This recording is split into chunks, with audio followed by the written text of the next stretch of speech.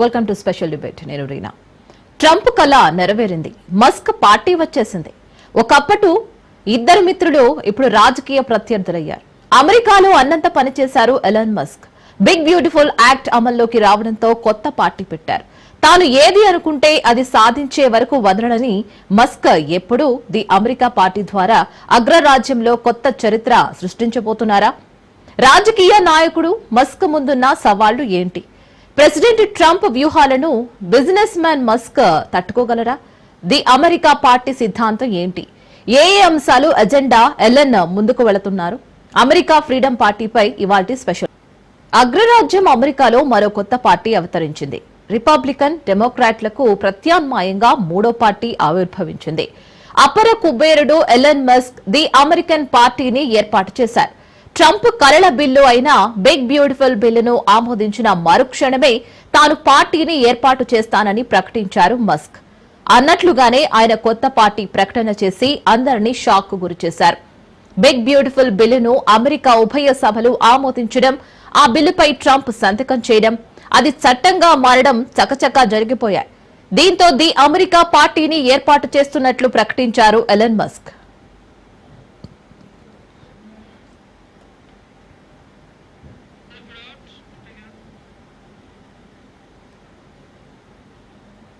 Small government లో taxes Musk సిద్ధాంతం. ప్రభుత్వ జోక్యం తక్కువగా ఉండాలన్నది ఆయన థియరీ. పన్నుల తగ్గింపు, ఖర్చుల నియంత్రణ, స్వేచ్ఛ మార్కెట్ ధోరణి, హై స్కిల్స్ మైగ్రేషన్ కు మద్దతు ఎజెండాగా ముందుకు వెళుతున్నారు మస్క్. ప్రస్తుతం అమెరికాలో ప్రజాస్వామ్యం లేదని, ప్రజలకు స్వేచ్ఛ ఇచ్చేందుకే పార్టీ ఏర్పాట్లు చేసినట్లు ఎక్స్ వేదికగా వెల్లడించారు. మీరు కొత్త రాజకీయ పార్టీని కోరుకుంటున్నారు, అది మీకు లభిస్తుంది. మీకు మీ స్వేచ్ఛను తిరిగి ఇవ్వడానికి అమెరికా పార్టీ ఏర్పడిందని పోస్టు చేశారు.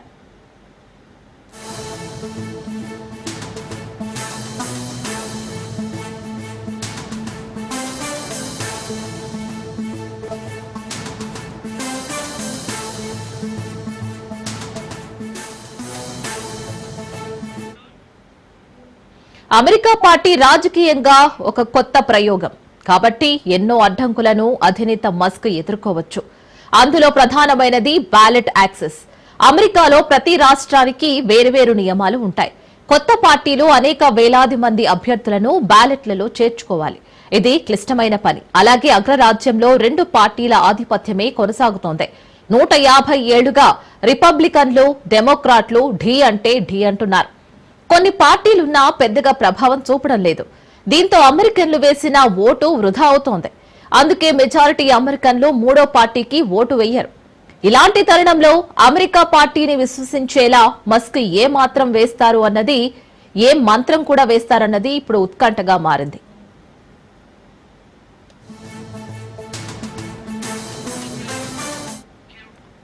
అమెరికా పార్టీ తరపున ఎవరెవరు పోటీ చేస్తారు అనే అంశంపై స్పష్టత లేదు. మస్క్ స్వయంగా అధ్యక్ష పీఠం కోసం పోటీ చేయలేదు. ఎందుకంటే ఆయన జన్మతః అమెరికాలో పుట్టలేదు. ఆయన్ను నమ్మి పార్టీలోకి వచ్చే పెద్దలు ఎవరన్నది సస్పెన్స్ గానే మారింది. ఇప్పటి వరకైతే ఆయనే అన్ని తానే ముందుకు వచ్చారు. అమెరికాకు చెందిన పెద్ద పెద్ద లీడర్లు కొత్త పార్టీలో చేరేందుకు ఆసక్తి చూపించలేదు. ఇక మస్క్ కు సోషల్ మీడియాలో ఫాలోయింగ్ ఉంది. కానీ రాజకీయంగా ఒక ఐడియాలజీ అవసరం. సామూహిక మద్దతు కొరకు ఆయన వెంటాడే అవకాశం ఉంది. క్షేత్రస్థాయిలో ప్రజల కమ్యూనిటీ క్యాంపెయిన్లు లేకుండా పార్టీకి బలమే ఉండదు. అలాగే కొత్త పార్టీగా అనేక ఎఫ్ఈసి నియమాలు, డొనేషన్ నిబంధనలు పాటించాలి. మస్క్ ఒక వ్యాపారవేత్త.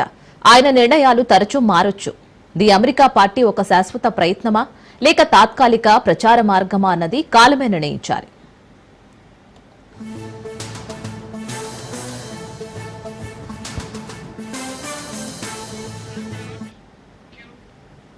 మరోవైపు మస్క్ పార్టీలో మైనారిటీ హక్కులు, పోలీస్ పవర్స్, ఆరోగ్య హక్కులు వంటి అంశాలపై స్పష్టత లేదు.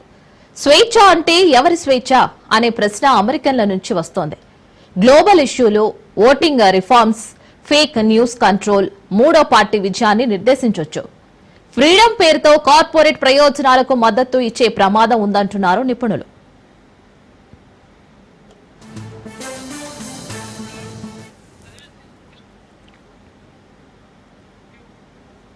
నిజానికి జూలై 4న యుఎస్ స్వాతంత్ర దినోత్సవ వేడుకల సందర్భంగా మస్క్ ఒక పోల్ ను పోస్టు చేశారు. మీరు రెండు పార్టీల వ్యవస్థ నుంచి స్వతంత్రం కోరుకుంటున్నారా? మనం కొత్త అమెరికా పార్టీని సృష్టించాలా అంటూ అమెరికన్లను అడిగారు. అయితే మెజార్టీ ప్రజలు కొత్త పార్టీకే జై కొట్టారు. దీంతో ఎలన్ మస్క్ జూలై 6న ది అమెరికన్ పార్టీని ఏర్పాటు అంశం మీద మనం మాట్లాడుకుందాం. సో మనతో విశ్లేషించడానికి బండారు రామ్మోహన్ రావు గారు, విశ్లేషకులు రెడీగా ఉన్నారు. సో రామ్మోహన్ రావు గారు, వెల్కమ్ అండి. ఎలా ఉన్నారు సార్? నమస్తే. నమస్కారం అండి. ఎస్, ఇప్పుడు ట్రంప్ కి బిగ్ షాక్ అనే చెప్పాలి. సో మన ఎలాన్ మస్క్ కొత్త పార్టీ ప్రకటనపై అసలు మనం ఏ విధంగా చూడొచ్చు అంటారు? ఏదైనా పార్టీలు పెట్టే హక్కు ఎవరికైనా ఉంటుంది, అంటే రాజకీయ పార్టీ స్థాపించే హక్కు ఎవరికైనా ఉంటుంది. అది నిర్దిష్టంగా నిబంధనలు పేర్కొంటున్నాయి. కానీ ట్రంప్ కంటే అరాచకవాది ఎప్పుడు ఎలాన్ మస్క్. మంచి వ్యాపారవేత్త కూడా. మంచి వ్యాపారవేత్త మంచి రాజకీయ నాయకుడు అవుతారా కాదంటే ఒక రకంగా చెప్పాలంటే మంచి చెడ్డో ట్రంప్ కనపడుతుంది. గతంలో మనకు ఆ వ్యాపారవేత్త మొదటిసారి ఇండిపెండెంట్ గా పోటీ చేసి ఓడిపోయారు అధ్యక్ష పదవికి. తర్వాత పార్టీ అండలేకుండా సొంతంగా పోటీ చేస్తే గెలవలేవని దాంతోనే గతంలో 2016లో గెలిచినప్పుడు కానీ 2024లో 23 చివరిలో 24లో గెలిచినప్పుడు కానీ మనకు అర్థమవుతుంది ఏంటంటే ఒక పార్టీ అండ ఉండాలి. ముఖ్యంగా అమెరికాలో బహుళ పార్టీ వ్యవస్థ అమెరికా రాజ్యాంగం ప్రకారం చాలా పార్టీలు ఉన్నాయి ఇంతకుముందు చెప్పినట్టుగా గారు. కానీ అందులో ఈ రెండు పార్టీలు, డెమోక్రటిక్ పార్టీ ఒకటి, రిపబ్లికన్ పార్టీ, రెండు మాత్రమే పూర్తిగా నిలదొక్కున్నాయి. అంటే ఇటుపక్క అటుపక్క కొంచెం డెమోక్రటిక్ పార్టీ కొంచెం స్వేచ్ఛ ఎక్కువైతే రిపబ్లికన్ పార్టీ కొంచెం నియంత్రణ ఎక్కువ, అంటే రిజిడిటీ ఎక్కువ. ఈ రెండు పార్టీలు రాజ్యం అందుకున్నాయి. ఈ దేశంలో ఎలాన్ మస్క్ పార్టీ పెట్టడం గురించి మాట్లాడాలంటే ఒక దుర్మార్గ సామెత ఉంది, ఎవరి మీద కోపంతోనో ఎవరికో సహకరించినట్లు. అది మనం చెప్పడానికి సామెత కనుక చెప్తలేము.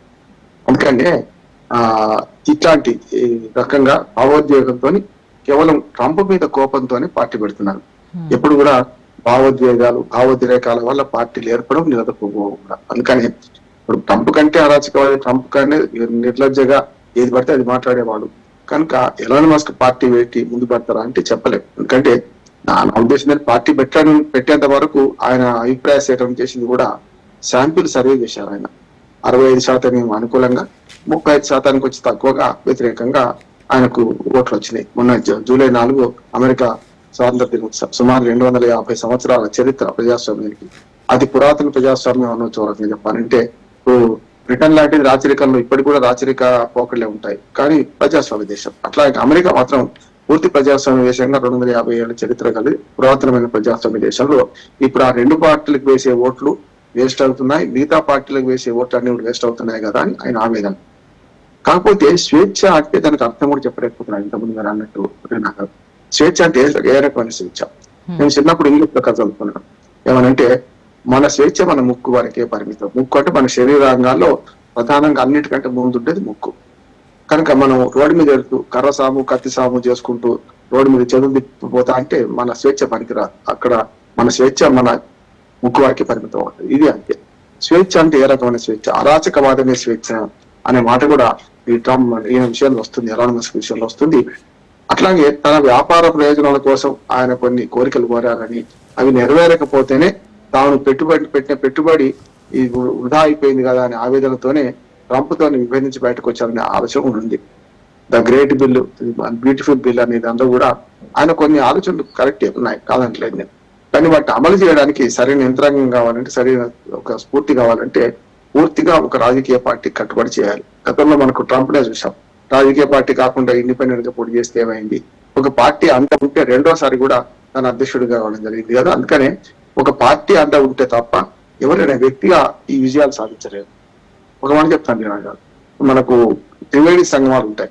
రెండు నదులు కలిసే చోట అలహాబాద్ కానీ కాళేశ్వరం దగ్గర కానీ ప్రాణహిత గోదావరి ఇక్కడ కలుస్తాయి. అక్కడ ప్రయాగాను మనకు గంగా నది రెండు కలుస్తాయి.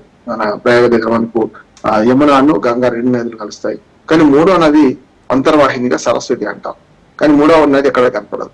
చాలా ప్రజాస్వామ్య దేశాలలో రెండు పార్టీల మధ్యనే పోటీ ఉంటాయి, రాష్ట్రాల్లో కానీ దేశాల్లో. ఎందుకంటే ఈ రెండు లేకుండా మూడో ముక్క వచ్చినప్పుడు మూడో ముక్క దేనికైనా అతుక్కొని ఏ పార్టీకైనా అనుబంధంగా మారితే తప్ప విజయాలు సాధించలేదు. మనం చాలా ఉదాహరణ చెప్పుకోవచ్చు. అక్కడ కూడా అమెరికాలో కూడా ఈ రెండు పార్టీల మధ్యన తాను వేరే పార్టీగా నిలదొక్కగలుగుతారా అంటే నాకైతే అనుమానమే, సమస్య లేదు అంటున్నాను. అమెరికా అంత పెద్ద ప్రజాస్వామ్య దేశంలో 50 రాష్ట్రాలు ఉన్న దేశంలో ఎన్నికల నిర్వహణ కూడా ఏ రాష్ట్రానికి ఆ రాష్ట్రం ఒక్కో రకంగా నిర్వహిస్తున్న దేశంలో ఓటర్ లిస్ట్ నుంచి మొదలుకొని యూనిటరీ లేదండి ఫెడరల్ రాజ్యాంగం కనుక. మీరు రాష్ట్రాల హక్కులు, రాష్ట్రాల సమాహారం, 50 రాష్ట్రాల సమాహారం కనుక అక్కడ రాష్ట్రాల హక్కులు వేరుగా ఉంటాయి. దాన్ని బట్టి ఎన్నికల తీరు కూడా వేరే ఉంటుంది. ఇవన్నీ చూస్తే మన దేశంలో లాగా మొత్తం దేశంలో ఓటర్ లిస్ట్ ఒకటే, పంచాయతీ నుంచి మొదలుకొని పార్లమెంట్ దాకా అనే పద్ధతి లేదు. అక్కడ ఓటర్ లిస్ట్ నుంచి మొదలుకొని అన్ని బ్యాలెట్ పేపర్ దాకా రకరకాల చేంజెస్ ఉంటాయి కనుక ఇటువంటి విభిన్నమైన వ్యవస్థలో ఒక సెంట్రలైజ్ చేసి తాను పార్టీని నడపగలిగి పార్టీని అధికారం తీసుకొస్తారని అనుమానమే. ఇంకొక పెద్ద అవరోధం ఇప్పుడు ఈయనకి ఏంటంటే, మస్కీకి ఏంటంటే, ఆయన స్వతహాగా జన్మత అమెరికన్ కాదు కనుక ఆయన పోటీ చేసే వీల్లేదు. అటువంటి అప్పుడు వేరే పార్టీల నుంచి వలసలను రావాలి ఈయన నమ్ముకొని, లేకపోతే ఈయనకు అవకాశం లేదు కనుక వేరే వాడిని ఈయన ప్రమోట్ చేయాలి. ఈ రెండు కష్టమే అంటున్నాను.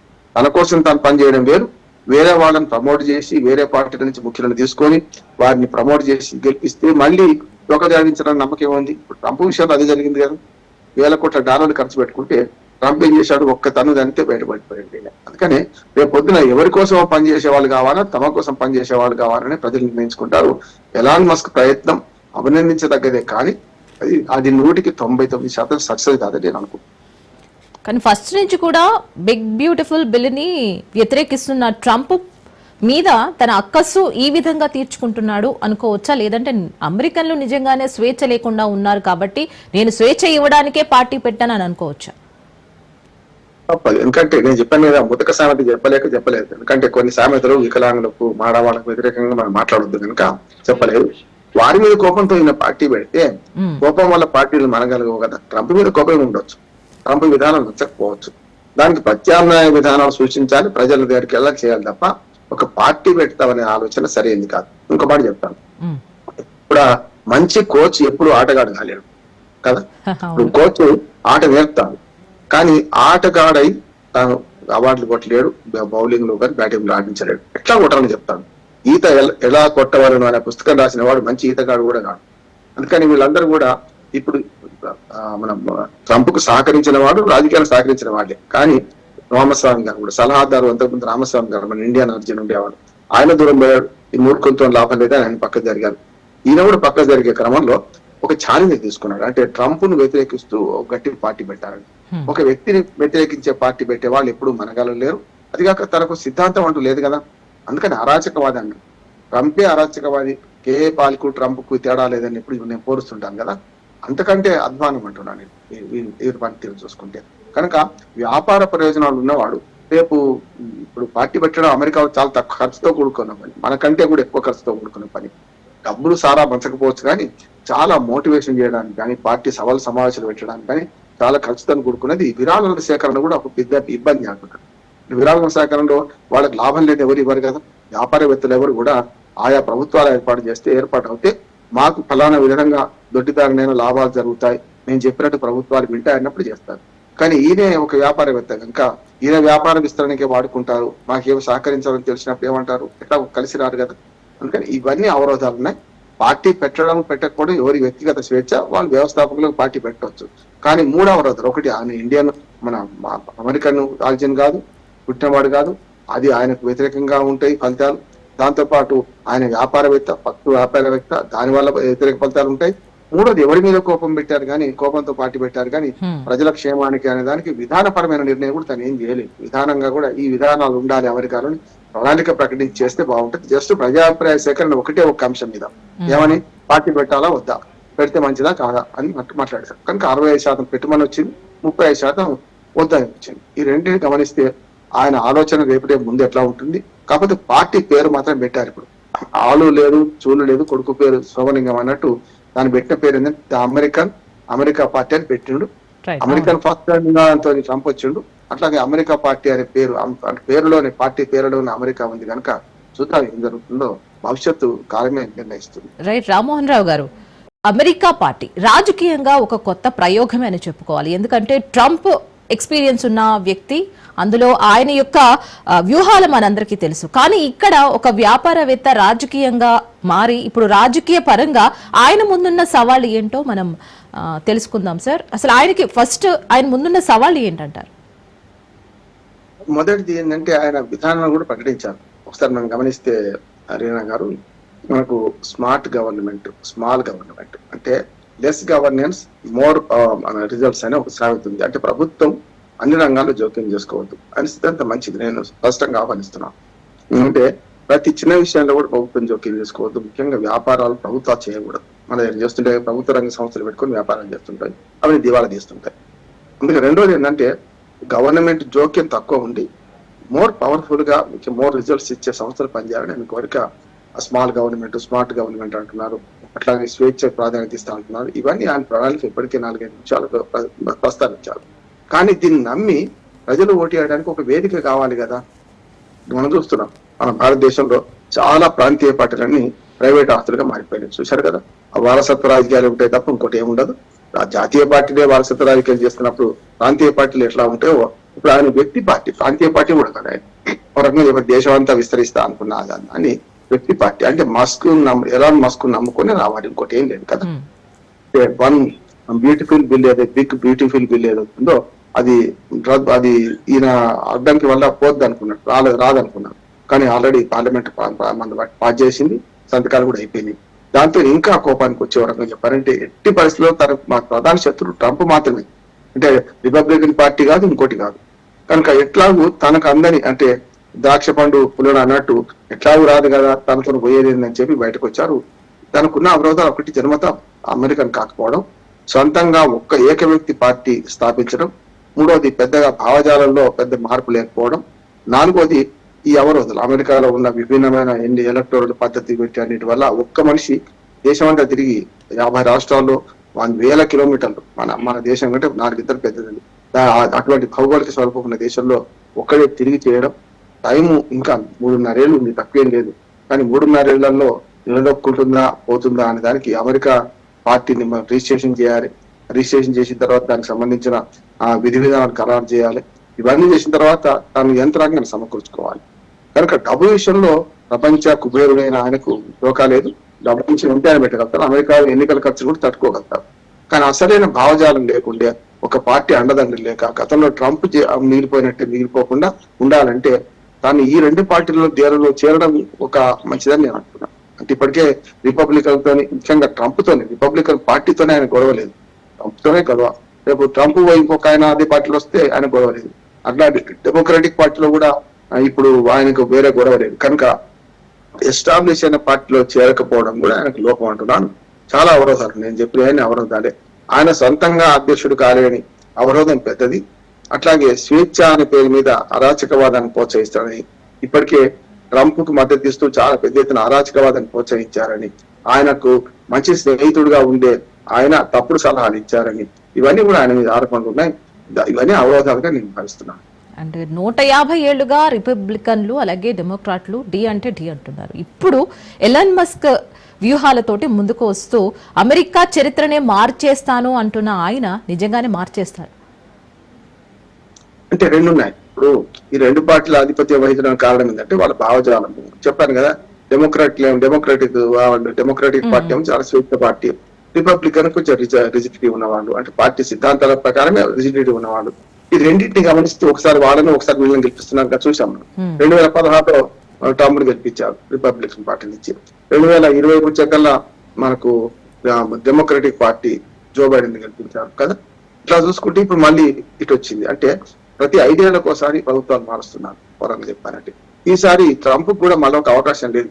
అంటే 2 సార్ల కన్నా మించి అప్పుడెప్పుడో అమెరికన్ మొట్టమొదటి అధ్యక్షుడు జార్జ్ వాషింగ్టన్ నుంచి మొదలుకొని కొన్నిసార్లు 50 ఏళ్ళు 3 సార్లు గెలిచిన దాన్ని అంగీకరించింది. రాజ్యాంగం మార్చుకున్న తర్వాత 2వ సారికి మించి చేయడానికి వీల్లేదు. ఆ నొసుకుని వాడుకొని కూడా ట్రంప్ ఇప్పుడు నేను 2 సార్లు వరుసగా చేయలేదు కదా, మధ్యన గ్యాప్ వచ్చింది కదా, ఇది మొదటిసారి మళ్ళీ నాకు ఇంకోసారి చేయొచ్చని తీసుకుంటా ఉంటున్నారు. అది సుప్రీంకోర్టు తెలుస్తాయి, చెప్పలేం. కానీ ఇప్పుడు ఒక మాట చెప్పొచ్చు. అంటే ఇప్పుడు ట్రంప్ పార్టీ పెట్టే ముందు అమెరికా అధ్యక్షుడిగా ట్రంప్ కొంత కోర్టుల నుంచి కూడా రక్షణ పొందాడు. చాలా వరకు ఏవైతే తాను చేసిన బిల్లులు వీటిని వ్యతిరేకిస్తూ కింది కోర్టులు తీర్పిస్తుంటే ఆఖరి సుప్రీంకోర్టు ఏమన్నదంటే, మీరు ఫెడరల్ కోర్టులు, కింది కోర్టులు జాతీయ సమస్యల మీద తీర్పులు ఇవ్వకండి, మొత్తం ఏవైనా ఇస్తే స్టేలు జాతీయంగా స్టే ఇచ్చే అధికారం మీకు లేదు, సుప్రీంకోర్టు చూసుకుంటుందని చెప్పి ఒక రకంగా ట్రంప్ కోర్టును కల్పించింది. కానీ అక్కడ కూడా కోర్టు అవరోధం కూడా ట్రంప్ కు లేదు ఇప్పుడు ఏ బిల్లుల విషయంలో కూడా. అట్లాగే అమెరికన్ కాంగ్రెస్ లో కూడా చాలా వరకు మెజార్టీ ట్రంప్ వైపే ఉన్నది, రిపబ్లికన్ పార్టీ వైపే ఉన్నది. ఇవన్నీ చూసుకుంటే ఏంటంటే ఆయనకి ఇప్పుడు ఎదురు లేదు 4 ఏళ్ల దాకా. ఈ లోపు ట్రంప్ ని వ్యతిరేకిస్తూ తన వ్యాపార సామ్రాజ్యాన్ని విస్తరించుకుంటారా, లేకపోతే తను నష్టపోతారా, లేకపోతే వారు చెప్పినట్టే విని అక్కడనే పరిశ్రమలు స్థాపిస్తారా, లేకపోతే వ్యాపార సామ్రాజ్యాన్ని విస్తరించుకునే క్రమంలో టెస్లా కార్ల కంపెనీలు వేరే దేశాల్లో పెడతారా, అది కూడా విభేదం వచ్చింది వాళ్ళ ఇద్దరి మధ్యన. టెస్లా కార్ కంపెనీలు బయట పెట్టొద్దు, ఇక్కడే పెట్టమని చెప్పి అట్లా వీటి వాళ్ళ ఒత్తిడి వల్ల బయటకు వచ్చింది కనుక తన వ్యాపార సామ్రాజ్యం మాత్రం రాజకీయాల్లో పడి ఖచ్చితంగా నష్టపోతాడు. అటు వ్యాపారంగా నష్టపోయి ఇటు రాజకీయంగా నష్టపోతే ఎట్లా అని దాన్ని ఓ మల్లగులాలు పడుతున్నట్టు అనిపిస్తుంది. కొంచెం కోపంలో అంటే తాత్కాలిక ఉద్వేగంతో పార్టీ పెడతానని ప్రకటించిన ఈ పార్టీ ముందర పడేది కాదు అనే మాట అమెరికన్ నా ఫ్రెండ్స్ తో మాట్లాడి అమెరికన్ పౌరులు కూడా ఆలోచన చేస్తున్నారు. పెద్దగా ఇది ప్రభావం చూపించదని అంటున్నారు. కానీ తాత్కాలికంగా పాలకొగ్గురా రావచ్చు ఒక్కోసారి కొత్త పార్టీ పెట్టినప్పుడు. ఆ పాలకొగ్గు చాలా అర్థది అని కంది కట్టడం అంట కదా, ఒకేసారి పైకి ఎగిసినట్టే మనకు పైకి ఎగిసినట్టు కనపడుతుంది, మళ్ళీ చల్లారిపోతుంది అన్నట్టే ఉంటదని ఒక మాట అంటున్నారు. చూద్దాం, వేచి చూడాలి. కాలం మాత్రం నిర్ణయిస్తుంది ఏ సంగతి అనేది. ఇప్పుడు ఈ పార్టీ పెట్టే క్రమంలో తనకు మొట్టమొదటి అవరోధాలు కొన్ని ఎదుర్కొంటున్నాడు. అది పార్టీ రిజిస్ట్రేషన్ కావాలి, దాని తర్వాత దానికి సంబంధించిన విధి విధానం రూపొందించాలి, దానికి ఒక టీం కావాలి. తనకు ఉన్న ఉద్దేశం డబ్బుకు కొలవలేదు, సలహాదారులకు కొలవలేదు. కానీ ఆ ఇచ్చే సలహాదారులు మంచి స్నేహితులు కాకపోతే ఈ రాజకీయం దిగి అనవసరంగా తప్పు చేశానా అని అనిపించుకుంటారేమో అనిపిస్తున్నారు. రైట్. ఇక్కడ ట్రంప్ ఏది మాట్లాడినా ఏం చెప్పినా కూడా సంచలనమే, హాట్ టాపిక్ గానే మారుతుంది. సో చాలా మంది వరకు ట్రంప్ ని మెంటల్ ట్రంప్ అంటూ కూడా సంబోధిస్తూ ఉంటారు, ఇంకొంతమంది కూడా. సో ఇది ఖచ్చితంగా జరగాల్సిందే ట్రంప్ కంటూ ఇంకొంతమంది చెప్తూ ఉంటున్నారు. అసలు అమెరికన్స్ ఏమంటున్నారు, మన ఇండియన్స్ అమెరికాలో ఉన్న వాళ్ళు కూడా వాళ్ళు ఏమంటున్నారు, ఎవరికి సపోర్ట్ ఇచ్చే అవకాశం ఉందంటారు? అంటే మొదటిసారి 2016లో అమెరికా ఫస్ట్ నినాదంతో వచ్చినప్పుడు చాలా మంది నాకు అమెరికా మిత్రులు ఏమన్నారంటే ఈసారి నిజమే ట్రంప్ ఓటేస్తామని చెప్పిన భారతీయులు కూడా వేశారు. కూడా వేసిన తర్వాత చాలా అనుభవించారు, ఆ క్షోభ అంతా అనుభవించి ఇటువంటి వాళ్ళు మళ్ళీ వద్దు అనుకొని అదే అమెరికా ప్రజలు మరి డెమోక్రటిక్ పార్టీ వాళ్ళకు ఓట్లేశారు. మరి రెండోసారి మోసపోయారా అని అనిపిస్తుంది. అమెరికన్ ప్రజల భావోద్వేగం చాలా గమ్మత్తుగా ఉంది. అంటే ఒకసారి 4 ఏళ్లు అప్పుడే టెంపరీ ట్రంప్ ను చూశారు, సీతయ్య ఎవరు చెప్తే వినడు అనే భావన చూశారు. 4 ఏళ్లలో రకంగా అంటే 4 ఏళ్లలో రకరకాలుగా వారు అనుభవించారు కదా. అంటే చాలా బిల్లులు బీగిపోవడం, లేకపోతే టెంపరీ నిర్ణయాలు తీసుకోవడం, వాటిని వెనక్కి తీసుకోవడం చూశాం. కానీ అంతకంటే టెంపరీగా ఇప్పుడు గత 6 నెలలు కూడా కాలే ఆయన ఎన్నికై. అంటే పదవి స్వీకారం చేసి జనవరి 20 కదా, జూలై 20 వస్తే 6 నెలలు అవుతుంది. కనుక అట్లా కూడా 5-6 నెలల లోపటినే ఆయన విశ్వరూపం చూపిస్తున్నాడు కదా, చూస్తున్నాం మనం. అంటే అప్పటికప్పుడే మాట అంటుంటారు, యూటర్న్ తీసుకుంటుంటారు. అప్పటికప్పుడే ఒక సుంకాల రద్దు అంటారు, అప్పటికప్పుడే 15 రోజుల నిర్ణయం అంటే యుద్ధాల విషయంలో కూడా చేశారు కదా. మీరు ప్రపంచ శాంతిని కోరుతున్నా, నాకు నోబెల్ శాంతి బహుమతి కావాలని అప్లికేషన్ కూడా పెట్టుకున్నారు. ఎందుకంటే ఆయన చంచలత్వం ఎక్కువ అని అంటున్నారు. రాజకీయాల్లో చంచలత్వం ఉంటే నెగరడం కష్టం. కానీ అమెరికన్ ప్రజలు నిజంగా రెండోసారి మోసపోయారా అనే దానికి మంచి ఉదాహరణ ఏంటంటే ఆ మధ్యన ఇది 2-3 నెలల క్రితమే అమెరికాలో 5 లక్షల మంది పైగా ప్రజలు వి మిస్ యూ బైడెన్ అని చెప్పి ఒక పెద్ద ఊరేగింపు తీశారు ఈయనకు వ్యతిరేకంగా. అట్లానే భారతీయులు కానీ అక్కడి లోకల్ గా ఉన్న జనతా మన అమెరికన్లు కూడా చాలా వరకు ఈయనతో ఇబ్బందులు పడ్డారు. వరకు చెప్పాలంటే వాళ్ళ సోషల్ మీడియా అకౌంట్లను చెక్ చేయడం, అంటే అమెరికా పౌరులతో సహా, నేను అనేది భారతీయులు చైనా దేశం వాళ్ళు ఇతర ఫారినర్స్ తో కాకుండా అక్కడ ప్రజలు కూడా బాధపడ్డ సందర్భం చూసాం మనం. ఆయన కంటే టెంపరీ ఇప్పుడు ఈయన ఒక మాట ఉన్నది, ఎలాన్ మస్క్. కనుక ఇవాళ కోర్టులో కొంచెం రక్షణ ఇచ్చినందుకు ఊరట లభించింది. కానీ మొదటి దాకా ఆయన చేసిన ప్రతి నిర్ణయం కోర్టు ప్రశ్నించింది, కోర్టు స్టే ఇచ్చింది, ఏదో చిన్న కోర్టు పెద్ద కోర్టు. ఇప్పుడు కొంచెం ఊరట లభించినా కూడా ఇంకా స్టేబుల్ గవర్నమెంట్ ఇంకా ట్రంప్ మొదలు పెట్టలేదని నేను అనుకుంటున్నాను. 6 నెలలో ఇంకా చాలా చేయాల్సి ఉన్నది. అట్లాగే మాట్లాడడం వెనక్కి తీసుకోవడం కూడా చాలా సార్లు చేస్తున్నారు. చూస్తున్నాగా సుంకాల పెంపు మీద అయితే విచ్చలవిడిగా అంటే ఎక్కడ పడితే అక్కడ చేసుకుంటూ పోయి మళ్ళీ వాటిని 15 రోజులు వాయిదా వేసి 60 రోజులు వాయిదా వేయడం. కానీ మన భారతీయుల విషయానికి వస్తే మరి తాను చేయాల్సిన నష్టం ఇప్పటికే చేస్తున్నారు. సరే, ఆయన నిర్ణయాలలో అమెరికా ప్రజలు హర్షిస్తున్నారంటే కొంతమంది హర్షిస్తారు. లోకల్ గా మనకు ఉద్యోగాలు రావాలంటే వీళ్ళకు ఉద్యోగాలు ఇవ్వద్దని చెప్పి, కానీ ఆయన ఇంట్లోనే అది ఏదైతే చెప్పిండో సామెత, ఆయన ఇంట్లోనే ట్రంప్ ఇంట్లోనే మనకు ఇల్లీగల్ గా ఇమిగ్రెంట్స్ ఉన్నారని చెప్పి అక్కడ మనకు గ్యాస్ స్టేషన్లలో పని మనుషులు పనిచేస్తున్నట్టే వీడింట్లో కూడా మరి మిగతా దేశస్తులు ఇల్లీగల్ ఇమిగ్రెంట్స్ గా ఉండి వాడు చేస్తున్నారని కూడా అపోహ వచ్చింది కదా. ఇవన్నీ గమనిస్తే ఆయన మొండివాడు, ఎవరికి వినడు. కనుక దాన్ని భరించాల్సింది ఇంకొక 3.5 ఏళ్ళు అమెరికన్ ప్రజలు భరించాల్సిందే, తప్పదు. కానీ ఆ తర్వాత నేనేం చేసుకుంటారేమో కానీ ఈ లోపు ఇంకొక మరొక తిక్క మనిషి మీరు అన్నారు కదా, నేను ఎప్పుడు చెప్తున్నా కేఏ పాల్కున్న అమెరికా అధ్యక్షుడు ట్రంప్ కి ఏం తేడా లేదని. కాకపోతే మన అదృష్టం ఏంటంటే కేఏ పాల్ ఏం మాట్లాడినా మనకు నష్టం కాదు, ఎందుకంటే ఆయన ఒక దేశాధ్యక్షుడు కాదు కనుక. కానీ ట్రంప్ ఏం మాట్లాడినా ఏ చర్య అయినా అని భారతదేశానికే కాదు ప్రపంచవ్యాప్తంగా చాలా దేశాల మీద ప్రభావం చూపెడుతుంది అగ్రరాజ్యము కనుక అమెరికా. ఆ దేశ ప్రజలకు కూడా నష్టం చేస్తుంది కనుక ఇట్లాంటి నిర్ణయాలు తీసుకుంటే మరి రేపు అమెరికా ఆర్థిక వ్యవస్థ ఏం కావాలి, రేపు అమెరికాలో ఉన్న ప్రభుత్వ చేసే దానికి ప్రజలు మనకు మూల్యం చెల్లించాలా అనేది కూడా ఆలోచిస్తున్నారు. ఏదైనా సరే ఒక 4 ఏళ్లు ఆయన భరించాల్సిన పరిస్థితి అమెరికా వాళ్ళకున్నది, అట్లాగే మన ప్రపంచ ప్రజలకు కూడా ఉంది. ఈ యుద్ధాలు ప్రోత్సహించడం, అప్పటికప్పుడే నేను యుద్ధాన్ని ఆపడం అనడం, ఇవన్నీ కూడా ద్వంద్వ ప్రమాణాలు కనపడుతున్నాయి.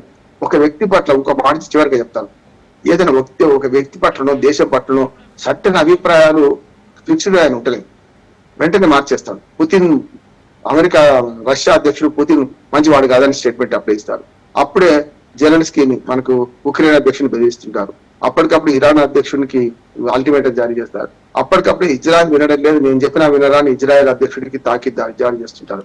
ఇట్లా తన అంటే పాము కదా తనకు ఉడ్లను తానే తిన్నట్టు యూరోపియన్ కంట్రీస్ కూడా తమ మిత్ర దేశాలైన యూరోపియన్ కంట్రీస్ కూడా నష్టం చేస్తున్నారు. ఓ రకంగా చెప్పానంటే యూరోపియన్ యూనియన్ లో ఉన్న రాష్ట్ర దేశాలకు నష్టం చేసుకుంటూ మన అగ్రశత్రువైన చైనాకు కొన్నిసార్లు మేలు చేస్తున్నారు. అంటే ఆయన నిర్ణయాలు అనేది ఎడాపెడా ఎట్టుబడితే అట్లా వాయించే రకంగా ఉంటున్నాయి అనే మాట వస్తున్నది. అంటే ఎవరికి అనుకూలం ఎవరికి వ్యతిరేకం కాదు, తనకు తానే అనుకూలం ఒకసారి తనకు తానే వ్యతిరేకంగా మాట్లాడుతున్నాను. తన భిన్నాభిప్రాయాలతో అమెరికా ప్రజలకు నష్టమే అంటున్నాను. దానికి తోడు మరొక అగ్నికి ఆజ్యం తోడైనట్టు ఎలాన్ మస్క్ పార్టీ పెడితే మరింత గందరగోళంలో అమెరికా సమాజం పడుతుందని నేను. రైట్ రామ్మోహన్ రావు సార్, ఎప్పుడు ఏ టాపిక్ ఇచ్చినా చాలా చక్కగా సవివరంగా తెలియజేస్తూ ఉంటారు. Thank you so much for joining sir. Right, తాను ఏది అనుకుంటే అది సాధించే వరకు వదలని మస్క్ ఇప్పుడు ది అమెరికా పార్టీ ద్వారా అగ్రరాజ్యంలో కొత్త చరిత్ర సృష్టిస్తారా? చూద్దాం. సో ఇది ఇవాళ స్పెషల్ డిబేట్. చూస్తూనే ఉండండి రాజ్ న్యూస్.